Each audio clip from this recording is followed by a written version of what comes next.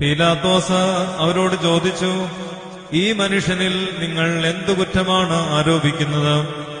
അവർ പറഞ്ഞു, കുറ്റക്കാരൻ അല്ലായിരുന്നുവെങ്കിൽ ഞങ്ങളിവനെ നിന്റെ അടുക്കൽ ഏൽപ്പിക്കുകയില്ലായിരുന്നു. പീലാത്തോസ് അവരോട്, നിങ്ങൾ തന്നെ അവനെ കൊണ്ടുപോയി നിങ്ങളുടെ ന്യായപ്രമാണപ്രകാരം വിധിച്ചുകൊള്ളുവീൻ എന്ന് പറഞ്ഞു.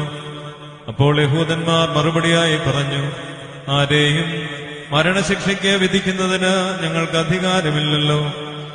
ഏതു വിധത്തിലുള്ള മരണമാണ് തനിക്ക് വരാനിരിക്കുന്നതെന്ന് യേശുതമ്പുരാൻ സൂചിപ്പിച്ചത് ഇതിനാൽ നിവൃത്തിയായി. പീലാത്തോസ് ആസ്ഥാനത്തിൽ പ്രവേശിച്ച് യേശുതമ്പുരാനെ വിളിച്ചവനോട്, നീ യഹൂദന്മാരുടെ രാജാവാണോ എന്ന് ചോദിച്ചു.